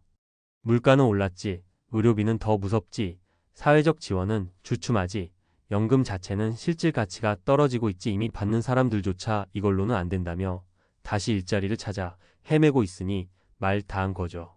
그래서 지금 이 이야기를 들으며 고개 끄덕이시는 분들 아마도 이런 생각 들 겁니다. 나도 저 상황이 되면 어떡하지? 난 지금 준비를 제대로 하고 있는 걸까? 정말 연금만으로는 못 버티는 시대가 온 걸까? 그런데요, 이런 불안감이 결코 과장이 아니에요. 이미 은퇴한 교사들 사이에서는 연금만으로 노후를 버티기 힘들다는 사실이 공식적인 진실처럼 퍼지고 있거든요. 실제 사례들을 보면 더 명확합니다. 첫 번째 이야기는 경기도에서 32년간 교편을 잡았던 A 선생님의 사례예요. A 선생님은 늘 주변에서 롤모델이었어요. 미래 걱정 없이 살 거라고, 연금 받으면 충분히 여유롭게 지낼 거라고 다들 말했죠. 그런데 실제로 연금을 받고 보니 예상 금액과 실수령액 사이에 큰 차이가 난 겁니다. 공제는 공제대로 빠지고 의료보험료는 생각보다 훨씬 크고 실질 물가는 계속 오르니 계산기가 끝도 없이 복잡해지는 거예요. 게다가 은퇴 후 건강이 조금 악화되면서 병원비가 한 달에 평균 몇십만 원씩 나가더랍니다. 처음 연금만으로 살겠다는 목표는 석 달 만에 깨졌고 결국 다시 마트에서 파트타임을 시작하게 됐어요. 이럴 줄 알았으면 은퇴 준비를 더 일찍 시작할 거리라는 후회만 남았다고 해요. 두 번째 이야기는 강원도에서 생활한 B 선생님 부부의 사례예요. 두 분 모두 교사여서 연금 부부로 불렸고 진짜 사람들이 부러워하는 가정이었어요. 하지만 막상 은퇴하고 보니 두 명이 받는 연금이 둘이서 살기 적당한 수준이 아니라 둘이서 버티기 빠듯한 수준이 되더라는 겁니다. 특히 무서운 건 예상치 못한 비용이었어요. 자녀 결혼 비용, 부모님 병원비 지원, 갑작스런 자동차 교체 비용. 이런 것들은 엑셀로 계산되지 않아요. 이 부분은 결국 집을 줄이고 외곽으로 옮겼습니다. 연금은 고정 수입이지만 우리의 삶은 고정되지 않았다는 말이 참 씁쓸하더라고요. 세 번째 사례는 서울에서 28년간 고등학교 교사로 일한 C 선생님 이야기예요. C 선생님은 연금이 나쁘진 않다고 생각했어요. 실제로도 일반 근로자보다 안정적인 금액을 받긴 했죠. 그런데 문제는 혼자 사는 사람에게도 비용이 끝없이 늘어난다는 점이었어요. 관리비는 계속 오르고 공공요금은 매년 인상되고 특히 식비와 교통비는 은퇴 후 시간이 많아지면서 더 많이 들기 시작했어요. 무엇보다 무서운 건 예상하지 못한 병원비였어요. 어느 날 갑자기 허리 디스크가 찾아오고 연달아 혈압 문제가 생기고 진짜 은퇴 후 가장 큰 비용이 병원비라고 느꼈다고 해요. 결국 C 선생님은 연금만 믿는 노후는 불가능하다며 작은 온라인 강의를 열어 소득을 만들기 시작했습니다. 이 세 가지 이야기에 공통점이 있어요. 바로 연금은 변하지 않지만 은퇴 후 비용은 끝없이 변한다는 겁니다. 우리의 삶이 해마다 달라지는데 연금은 딱 정해진 금액이죠. 이 말은 언젠가는 연금이 지출을 따라잡지 못하는 순간이 반드시 온다는 뜻이에요. 그 순간이 빨리 오느냐, 늦게 오느냐의 문제이지 피해갈 수 있는 구조가 아니라는 거죠. 많은 교사들이 은퇴 후 이렇게 말합니다. 정부가 지급하는 연금이니까 평생 유지되겠지? 근데요, 유지되는 건 금액이지 가치가 아니에요. 물가가 오르면 연금은 상대적으로 줄어드는 겁니다. 이게 진짜 무서운 부분이에요. 연금이 줄어드는 게 아니라 연금으로 살 수 있는 삶의 수준이 줄어드는 것. 이걸 마주하는 순간 모두가 고지서 앞에서 무너져 내리는 거예요. 그래서 지금 이 글을 읽고 계신 분들께 꼭 말씀드리고 싶어요. 연금은 기초 수입일 뿐이지 노후를 지탱해주는 전부가 아니라는 사실을요. 연금이 든든하다고 해서 지출이 줄어드는 것도 아니고 예상치 못한 위험이 사라지는 것도 아니에요. 우리가 준비해야 하는 건 연금 이상의 무언가예요. 현금 흐름을 만들거나 지출 구조를 재정비하거나 건강관리를 조기에 시작하거나 가족과의 재정 역할을 명확히 하거나 노후는 단순히 돈을 받는 문제가 아니라 전체적인 전략이 필요한 시기라는 거죠. 그리고 무엇보다 중요한 건 지금부터라도 준비하면 늦지 않다는 겁니다. 수많은 은퇴 교사분들이 공통적으로 하는 말이 있어요. 연금 때문에 무너진 게 아니라 연금만 믿었기 때문에 무너졌다. 이 말이 아프지만 진짜 현실이에요. 앞에서 말씀드린 그 교사들의 공포스러운 현실이요. 사실 더 깊이 들어가 보면 한 가지 공통된 결론에 다다르게 됩니다. 은퇴 후 삶이라는 게 생각보다 훨씬 복잡하고 훨씬 예민하고 훨씬 빠른 속도로 변한다는 거예요. 그래서 연금이라는 건 그냥 기초 체력 정도일 뿐 진짜 싸움은 그 이후부터 시작된다는 걸 다들 한참 후에 깨닫습니다. 특히 무서운 건 은퇴 후에는 돈이 새어나가는 구멍들이 눈에 보이지 않는다는 거예요. 예를 하나 들어볼게요. 많은 분들이 연금 수령을 시작하면 이제 매달 따박따박 들어오니까 한숨 돌리자 이렇게 생각하세요. 그런데 문제는 그 순간부터 변수들이 쌓이기 시작한다는 거죠. 의료비는 어느 날 갑자기 폭발하듯 튀어나오고 물가는 생각보다 느리게 오르는 것 같다가도 어느 순간 한꺼번에 훅 치고 올라가고 가족 문제는 늘 예측 불가능하게 등장해요. 자녀가 어려움을 겪거나 손주 돌봄을 부탁받거나 부모님 케어 비용이 갑자기 늘어나거나 이런 건 누구도 스케줄표에 적어두지 않죠. 그리고 은퇴 후 교사분들이 가장 공통적으로 겪는 충격은 자신의 고정비가 이렇게 높았다는 걸 은퇴하고 나서야 알았다는 거예요. 교직 시절에는 자동이체로 빠져나가던 비용들을 크게 신경 쓰지 않았고 월급도 안정적으로 들어오니 지출을 세세하게 보지 않았어요. 그런데 연금으로 생활을 시작하는 순간 갑자기 관리비 한 달치 금액이 크게 느껴지고 가스비가 2배로 오른 것도 훅 와닿고 보험료가 부담으로 바뀌는 겁니다. 이게 은퇴자들이 말하는 진짜 공포예요. 고정비라는 게 이렇게 무서운 거였구나 하고 뒤늦게 깨닫는 순간이 오는 거죠. 또 하나, 교사 연금의 함정 중 하나가 심리적 신뢰예요. 오랫동안 교사라는 직업을 유지하며 국가가 나를 보호해 줄 거라는 믿음이 쌓이거든요. 그래서 연금이 들어오면 당연히 안정적일 거라 생각해요. 하지만 문제는 우리 삶이 국가가 정해준 금액에 맞춰 움직여주지 않는다는 거예요. 나이가 들면 지출이 줄어든다. 절대 그렇지 않아요. 오히려 건강관리, 이동성, 돌봄, 생활유지비는 더 뛰어요. 집안 수리 같은 것도 은퇴 후에는 직접 하기 어렵고 외주를 줘야 하니 비용은 더 들죠. 전등 하나 갈아도 돈이 드는 시기가 옵니다.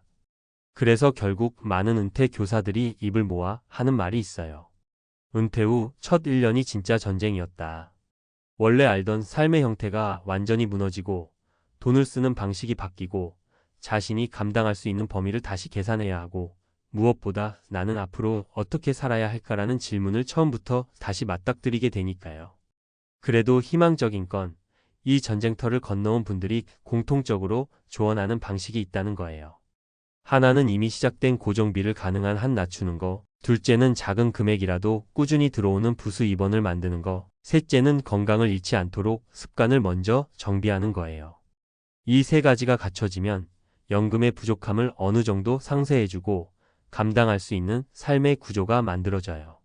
그리고 무엇보다 중요한 건 지금 이 이야기를 듣고 있는 분처럼 현실을 직시하려는 마음이에요. 이 마음이 있는 분들은 늦지 않았습니다. 교사 연금이 무너진 게 아니라 연금만으로 버티는 시대가 끝났을 뿐이니까요. 퇴직하고 딱 1년만 지나 보면요. 거의 모든 은퇴자들이 똑같이 하는 말이 있습니다. 이럴 줄 알았으면 돈을 더 준비했어야 했는데. 이게 괜히 하는 말이 아니라 진짜 현실 앞에서 무릎 꿇고 나오는 말이에요. 처음엔 다들 자신 있었거든요. 나는 준비를 잘했어. 나 정도면 충분해. 근데 은퇴하고 조금만 지나보면 알게 됩니다. 우리가 머릿속에서 계산하던 그 노후 비용이라는 게 얼마나 허술했는지, 그리고 그 허술한 계산이 은퇴 이후의 삶을 얼마나 빠르게 흔들어 놓는지요. 사실 은퇴 전에는요, 누구나 월 생활비가 얼마나 들지 대충 숫자로만 생각합니다. 한 달에 이 정도면 살겠지. 나이 들면 더 절약하게 되겠지. 그런데 이상하게도요, 은퇴하고 나면 돈이 더 빨리 새어나갑니다. 이유는 단 하나예요. 우리가 상상하지 못했던 비용들이 하나둘씩, 그것도 예상보다 훨씬 자주, 더 크게 터지기 때문입니다. 그리고 그 충격을 대부분이 딱 1년 차에 체감합니다. 왜냐하면 1년이 지나야 비로소 우리가 한 번도 계산에 넣지 않았던 비용들이 모습을 드러내거든요. 경조사비, 의료비, 취미생활비, 자녀 지원금, 차량 유지비, 예기치 못한 집 수리비 같은 것들요. 퇴직 전엔 고정비 위주로만 계산했는데 정작 은퇴 후엔 변동비가 사람을 무너뜨립니다. 절약한다고 해결되는 종류의 비용이 아니라는 게 문제예요.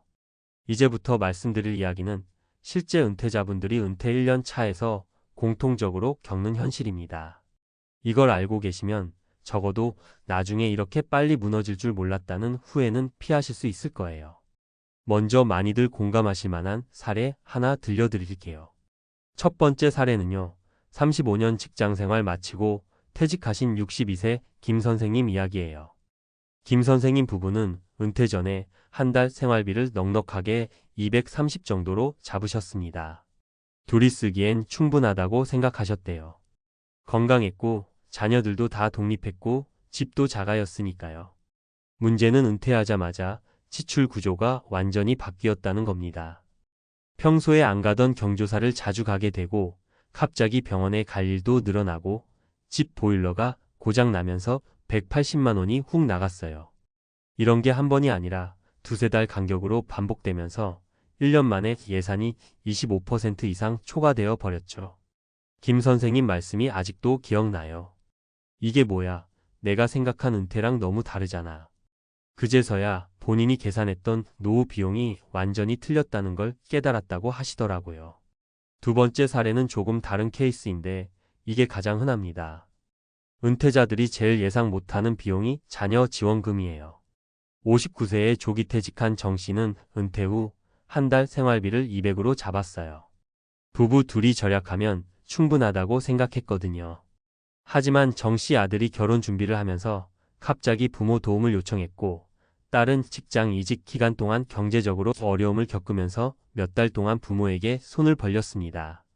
원래 계획에는 없던 지출이 몇백만 원씩 빠져나가기 시작했고 은퇴 1년이 지나기도 전에 비상금 통장은 거의 바닥이 났다고 하더라고요.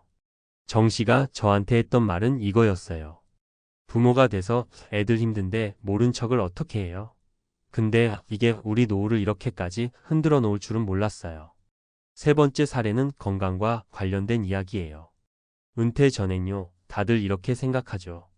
아직은 건강하니까 큰 병원 갈 일 없겠지. 근데 이게 진짜 가장 위험한 착각이에요. 67세 이 씨는 퇴직 후 건강검진에서 큰 이상이 없었기 때문에 생활비 계산에 의료비 부담을 거의 넣지 않았어요. 그런데 어느 날 무릎 통증이 심해져서 정형외과를 다니기 시작했는데 이게 몇 달을 끌었고 물리치료, 주사치료 등을 반복하면서 매달 병원비가 30만 원, 40만 원씩 추가로 나가기 시작했습니다. 약도 장기 복용해야 했고요.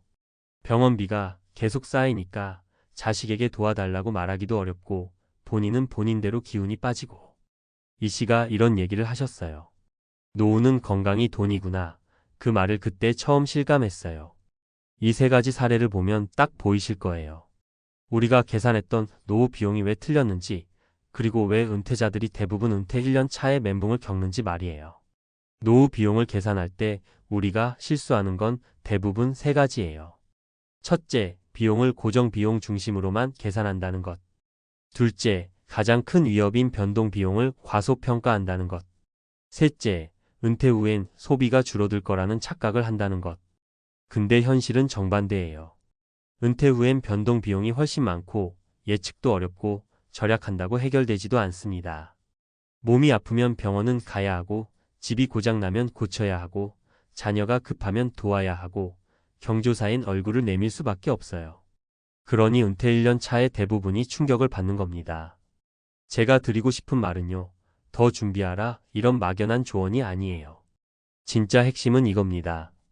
노후 비용은 계산이 아니라 시나리오로 준비해야 한다는 것. 월 200으로 산다가 아니라 월 200 쓰다가 갑자기 500 나갈 수 있는 상황을 어떻게 막을 것인가. 집 고장 나고 건강 문제 생기고 자녀가 부탁해도 흔들리지 않을 구조를 어떻게 만들 것인가. 이게 진짜 노후 준비예요. 지금 이 글을 읽고 계신다면요. 아직 늦지 않았습니다. 우리가 은퇴자 분들한테 자주 듣는 말이 있거든요. 내가 은퇴 전에 이런 얘기를 들었으면 완전 다르게 준비했을 텐데. 그 말 이제는 남의 얘기 아니에요. 은퇴 후 1년이 가장 위험한 이유는요. 생각보다 단순합니다. 수입은 줄었는데 지출 패턴은 은퇴 전과 거의 그대로이기 때문이에요. 사람의 소비 습관이라는 게 하루아침에 바뀌지 않거든요. 직장 다닐 때 점심 마이너스 저녁 외식하던 습관, 주말에 마트 가서 한 번에 많이 사던 패턴, 필요한 건 바로바로 사던 그 흐름이 은퇴했다고 갑자기 절약형으로 바뀌지 않아요. 그러다 보니 첫 6개월은 아직 괜찮네 싶은데 1년이 되는 순간 통장 잔고가 위협적인 속도로 줄어들었다는 걸 깨닫게 돼요. 여기서 공포가 시작되는 거죠. 이렇게 쓰면 20년은커녕 10년도 못 버티겠는데?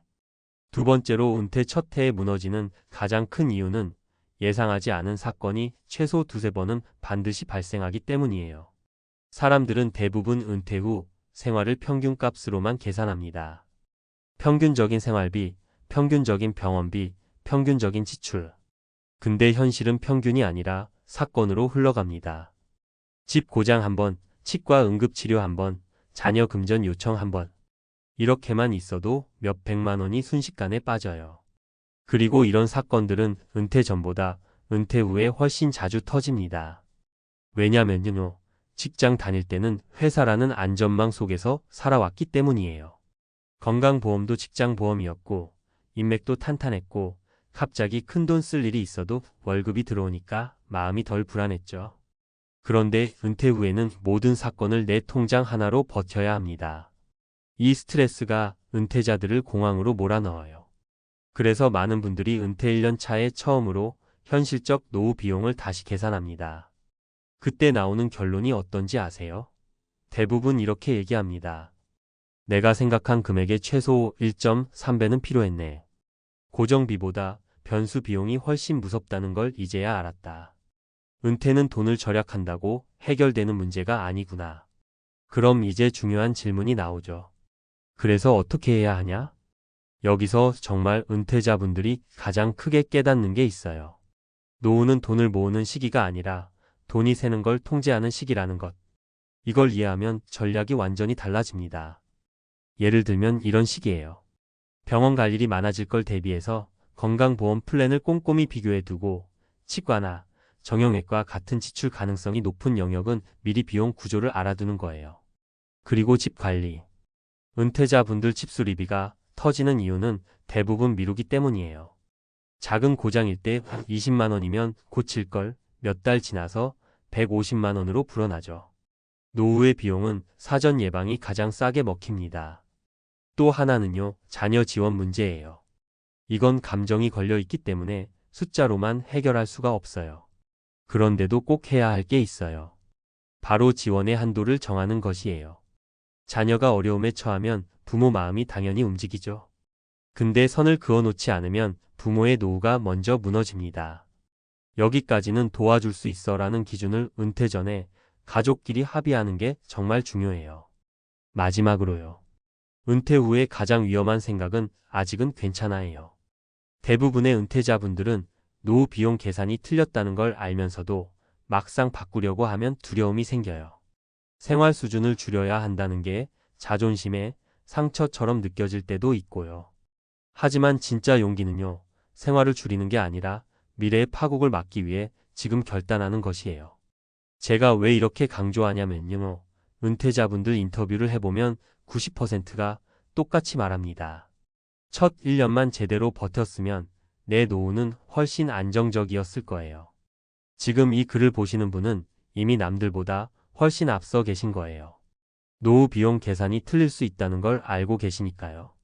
이제는 그 계산을 다시 조정하고 삶을 재구조화할 차례입니다.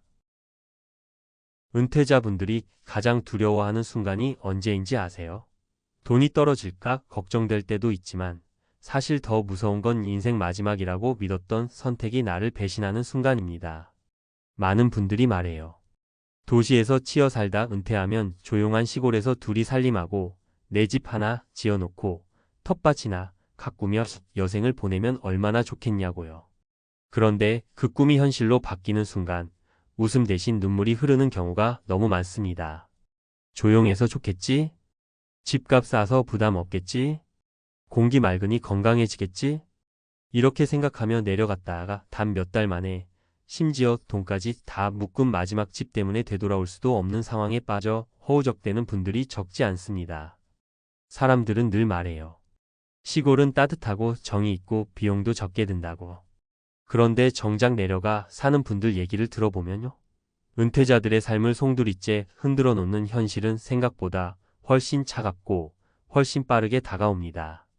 도시에서 마지막 집을 팔거나 퇴직금 일부를 들고 내려가 집을 짓는 순간 그게 마치 돌이킬 수 없는 문을 닫는 소리처럼 느껴졌다는 은퇴자들이 많습니다. 뒤로 갈 여지를 다 끊고 새 삶을 꿈꾸며 내려간 선택이었는데 그게 본인을 가두는 감옥이 될 줄 몰랐다고요. 이건 누군가의 이야기가 아니라 지금도 계속 벌어지고 있는 은퇴 부부들의 진짜 현실입니다. 그 현실을 더 진하게 느낄 수 있는 사례 3가지를 먼저 들려드릴게요. 첫 번째 사례예요. 서울 아파트를 팔아 시골에 전원주택을 지은 부부가 있었어요. 평생 회사 생활만 해서 몸과 마음이 다 지쳤다고 이제는 흙냄새 맡으며 쉬고 싶다고요. 그런데 집을 짓고 나서 3달 만에 부부는 서로에게 이런 말을 했답니다. 우리 여기 있으면 늙는 게 아니라 고립된다. 이웃은 거의 없고 버스는 하루 몇 번도 안 다니고 병원은 차로 40분. 장 보러 나가는 것도 일이었어요. 그 부부는 결국 1년 버티고 도시로 돌아오려 했지만 이미 집값은 건축 비용에도 못 미치는 수준으로 떨어져 있었고 은퇴 자금의 절반이 묶인 채 손도 쓸 수 없는 상황이 돼버렸습니다. 집은 있어도 생활은 무너진 겁니다. 두 번째 사례는 더 무겁습니다. 대기업에서 정년퇴직한 남편과 요양교사로 일하던 아내가 마지막 집이라며 작은 시골 마을에 집을 샀어요. 부부 모두 사람들 북적이는 걸 싫어해 조용함을 선택한 건데요. 하지만 정작 내려가서 보니 조용함은 평화가 아니라 철저한 고립이었어요. 마을 사람들은 외지인에게 말을 잘 걸지 않았고 70대 이상 어르신들만 남아있어서 부부와는 생활 패턴도 전혀 맞지 않았죠. 무엇보다 문제는 의료였어요. 남편이 고혈압 약을 끊으면 안 되는데 동네에 내과가 없어 한 번 병원 갈 때마다 왕복 2시간이 걸렸고 겨울 폭설이라도 내리면 며칠씩 갇히기 일쑤였어요. 그러다 한 번은 남편이 새벽에 어지러운 증상을 느꼈는데 119가 들어오기 어려운 지역이라 40분 넘게 걸려 응급실로 이동했습니다. 한순간 위험한 상황을 겪고 나서 그 부부는 깨달았대요. 우리가 잘못된 데에 마지막 집을 지었구나. 세 번째 사례는 가장 흔한 경우일지도 모릅니다. 도시 생활비 부담 때문에 시골로 내려간 부부였어요. 남편 연금이 월 180만 원, 아내 연금이 월 70만 원. 도시에서 월세 내고 병원 다니며 살면 빠듯하니까 전원 생활이 답이라고 생각했죠. 그런데 막상 내려가 보니 생활비는 줄지 않았어요. 기름값, 난방비, 자동차 유지비, 예기치 못한 집 수리비는 도시에 있을 때보다 더 비쌌습니다. 무엇보다 집이 오래된 탓에 겨울마다 난방비 폭탄이 떨어졌고 그걸 감당하려다 결국 남편의 노후 자금 일부를 꺼내 쓰기 시작했어요. 2년쯤 지나니 둘 다 말하더래요. 도시에서 조금 불편하게 살 걸 왜 우리가 여기를 선택했지? 근데 이미 집은 쉽게 팔리지 않았고 다시 도시로 가기엔 자금이 모자랐습니다. 그 부부는 시골에서의 선택이 자신들을 묶어버린 족쇄가 됐다고 고백했어요. 이 세 가지 사례가 보여주는 건 단순합니다. 시골이 잘못된 게 아니에요. 은퇴자에게 시골이 준비 없이 가기 가장 위험한 선택이라는 게 사실인 겁니다. 많은 은퇴자들이 이렇게 오해해요. 집만 있으면 생활비는 적게 들겠지. 공기 좋으니 건강해지겠지. 이웃들과 금방 친해지겠지. 하지만 현실은 정반대죠.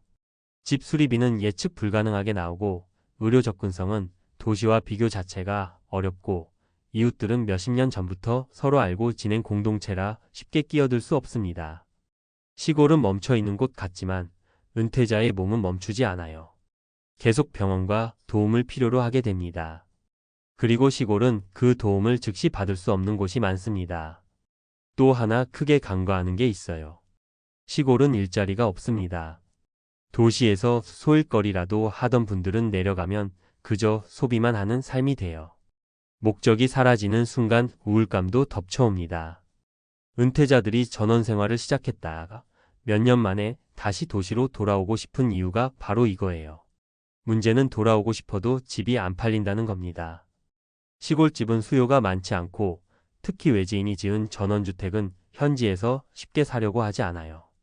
매물이 수년째 나와 있어도 팔리지 않는 이유입니다. 그래서 전원주택을 짓거나 귀촌을 할 때 은퇴자들이 가장 크게 실수하는 게 바로 마지막 집이라고 생각하고 모든 걸 투자하는 선택이에요. 마지막 집이 아니라 체험해보고 검증한 뒤에 선택해야 하는 다음 집이어야 했던 건데 말이죠.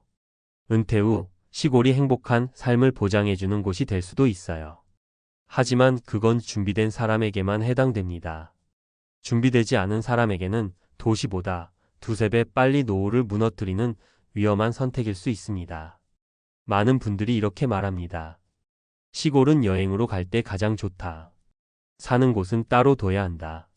그 말이 괜히 나온 게 아니에요. 노후의 마지막 집을 짓는다는 건 단순한 건축이 아니라 인생의 방향을 새로 설계하는 일입니다. 그만큼 신중해야 하고 때로는 로망보다 현실을 우선해야 해요. 시골로 내려갔다가 망가진 부부들의 공통점을 보면요. 하나같이 내려가기 전에 살아보는 과정을 건너뛰었다는 점이에요. 잠깐 여행 가서 조용하고 공기 좋은 것만 보고 여기 살면 좋겠다 하고 결정하는 경우가 정말 많아요. 그런데 그건 마치 날씨 좋은 날 아파트 모델하우스만 보고 바로 계약하는 거랑 똑같아요. 비 오는 날, 폭설 오는 날, 여름 습기 찰 때, 겨울 난방할 때 이런 현실은 경험하지 않고는 절대 알 수 없거든요. 그리고 은퇴자분들이 가장 크게 착각하는 게 있어요. 시골 가면 생활비가 줄겠지? 이 말 정말 많이 하시는데 실제로 내려가면 생활비가 줄기는커녕 도시보다 더 드는 경우가 많아요. 왜냐하면 도시에서는 지하철 타고 다니던 분들도 시골 가면 차 2대 없이 못 살아요. 하나는 남편, 하나는 아내. 그리고 기름값, 정비비, 보험료 이게 은근히 부담이 돼요. 버스가 하루 몇 번 다니지 않는 경우가 태반이니까요. 또 하나 중요한 건 의료예요. 은퇴 후 가장 중요한 게 불편함이 생겼을 때 얼마나 빨리 해결할 수 있느냐인데 시골은 이게 잘 안 돼요. 도시에서는 감기만 걸려도 바로 병원 가서 약 타오지만 시골에서는 내과 하나 없어서 동네 운전대를 잡고 한참을 나가야 해요. 응급 상황은 더 위험하고요. 사람은 나이가 들수록 병원 가까이 사는 게 진짜 복이에요. 그리고 생각보다 많은 분들이 외로움을 가장 힘들어 하세요. 은퇴하고 내려가면 부부 둘이 하루 종일 붙어 있어요. 30년 넘게 각자 회사 생활하고 낮 시간 따로 보내던 분들이 갑자기 24시간 같이 있는 건요. 의외로 부부 관계를 시험대에 올려놓는 일이에요. 게다가 주변에 또래가 없고 마을 분위기가 이미 굳어져 있으면 외부인이 들어가기 쉽지 않아요. 커뮤니티라는 게 은퇴 후에 더 절실한데 막상 내려가 보면 우리가 여긴 끼어들 수 없는 곳이구나 하는 느낌이 들 때가 많아요. 그럼 어떻게 해야 시골에서 실패하지 않을까요? 은퇴자들이 공통으로 말하는 정답이 있어요. 절대 마지막 집이라고 생각하며 내려가지 마라. 마지막 집은요, 몇 년 살아보고 계절을 모두 겪어보고 병원과 동네 사람들과의 관계를 확인한 뒤에 선택해야 해요. 처음부터 멋진 전원주택 짓고 정착하려고 하면 실패 확률이 너무 높아요. 대신 몇 달 단기 렌트로 살아보고 불편함을 겪어본 뒤에도 그래도 여기 살고 싶다는 마음이 들면 그때 결정하는 게 훨씬 안전해요. 그리고 또 하나 중요한 건 돌아올 수 있는 길을 꼭 남겨두는 거예요. 도시의 작은 빌라든 전세든 월세든 완전히 끊어버리지 않는 게 좋아요. 돌아올 집이 없어지면 선택지가 사라지고 선택지가 사라지면 노후는 한순간에 무너지거든요. 시골이 나쁜 곳은 아니에요. 단지 준비 없이 가면 은퇴자의 삶을 너무 쉽게 부서뜨리는 곳일 뿐이에요. 그래서 은퇴 후의 마지막 선택은 조용함이 아니라 살아낼 수 있는 환경인지를 기준으로 해야 해요. 결국 사람은요, 조용한 곳보다 안전한 곳, 낭만보다 의료, 자연보다 관계가 있어야 오래 버틸 수 있거든요. 다시 돌아갈 수 없다. ETF에 올인한 남자가 맞은 지옥의 결말. 퇴직금 몰빵한 58세가 통장 열어본 순간 숨이 멎었다. 이 한 문장이요.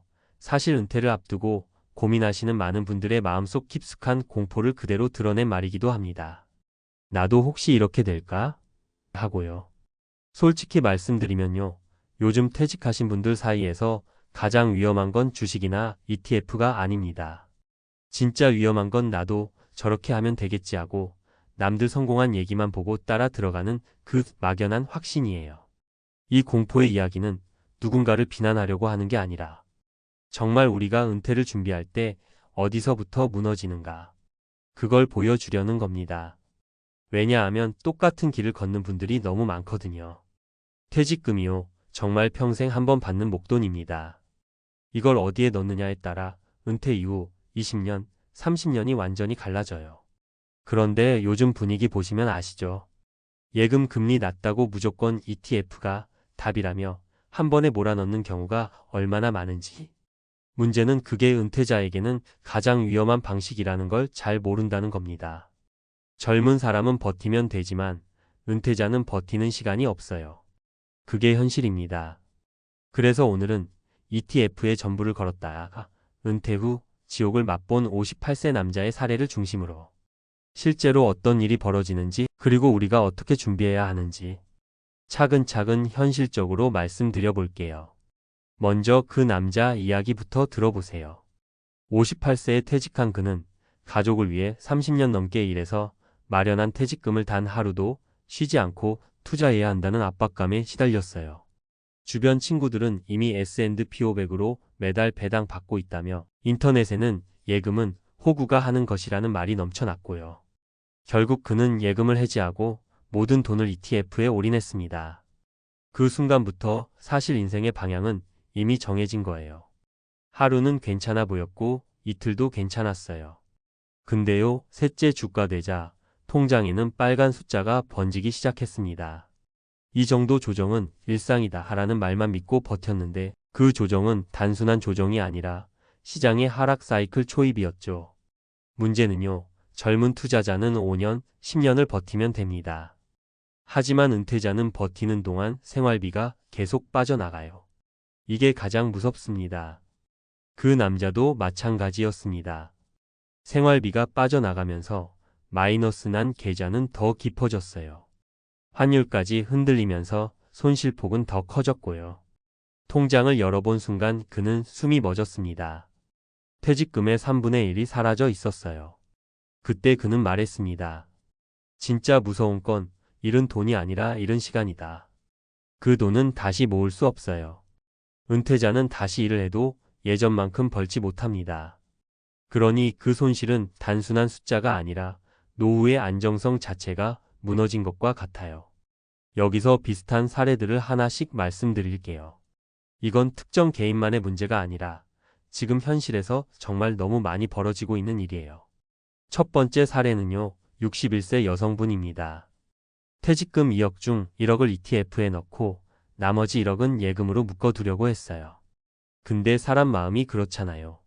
투자한 쪽에서 하루에 몇십만 원씩 움직이는 걸 보니까 가만히 있어도 조급해지죠. 주변에서는 요즘은 예금 넣으면 손해라고만 하고요. 결국 예금도 모두 해지하고 ETF에 넣었습니다. 문제는 하락장이 1년 가까이 이어졌다는 거죠. 생활비를 위해 팔고 또 팔면서 손실 확정이 되었고 지금은 다시 예금으로 돌아왔지만 원금의 40%가 사라졌습니다. 그분이 한 말이 아직도 잊히지 않아요. 젊을 때와 다르게 회복이 안 되더라고요. 마음도 돈도. 두 번째 사례는 55세 부부입니다. 둘 다 조기 퇴직을 했고요. 퇴직금 합쳐서 4억 정도를 받았어요. 이왕 하는 거 크게 벌자는 욕심이 생겼고 유튜브에서 알려주는 은퇴자는 ETF가 답이라는 말만 믿고 올인했습니다.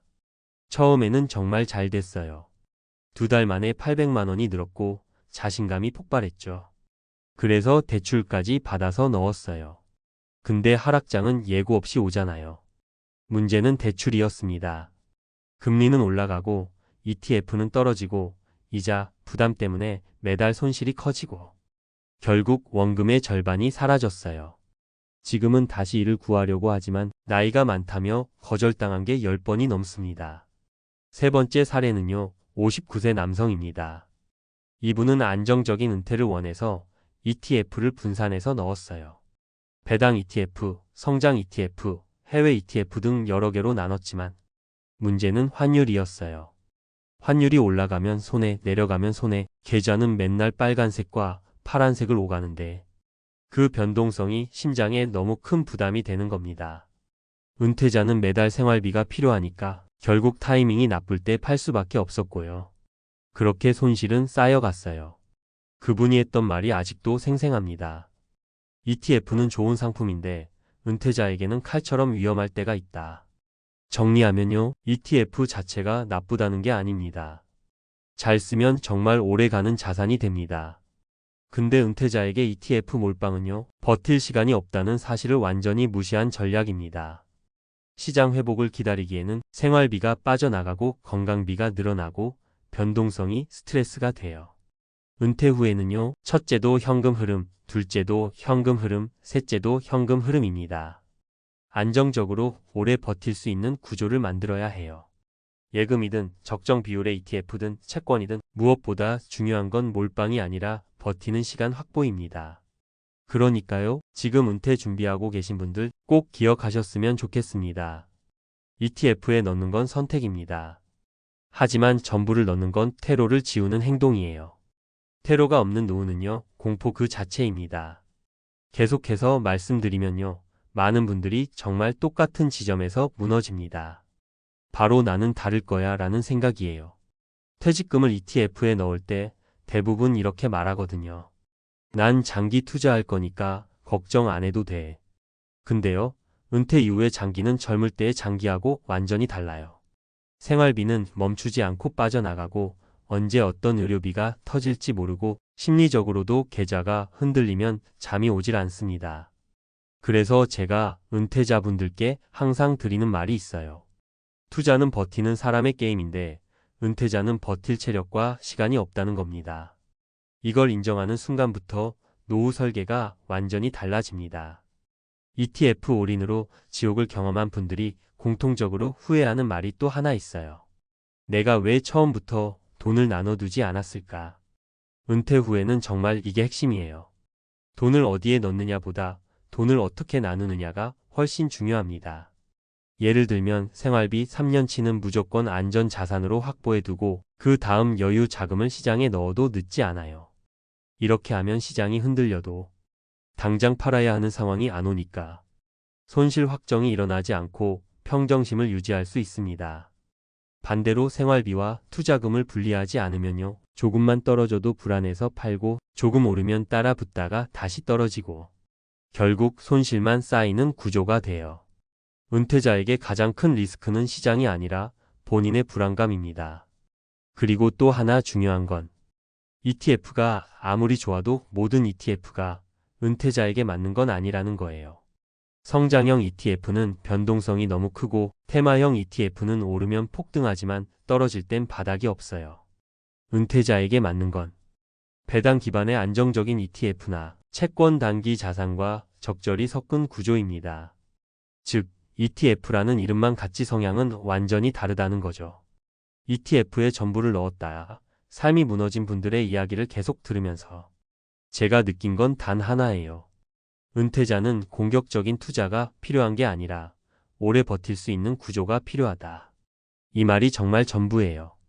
그래서 지금 이 영상을 보시는 분들께 꼭 드리고 싶은 말이 있습니다.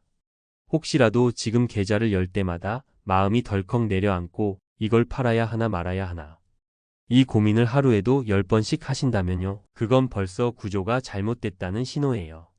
투자는 원래 불안한 거지만 불안해서 잠을 못 잔다면 그건 당신의 그릇보다 큰 투자를 하고 있는 것입니다. 은퇴 이후의 삶은 하루하루가 소중하고 돈도 돈이지만 마음의 안정이 정말 중요하거든요. 그러니까요, 지금이라도 포트폴리오를 다시 나누는 건 절대 늦은 게 아닙니다. 돈을 지키는 게 돈을 버는 것보다 훨씬 어려운 시대이니까요. 특히 은퇴자라면 첫째도 안전, 둘째도 안전, 셋째도 안전입니다.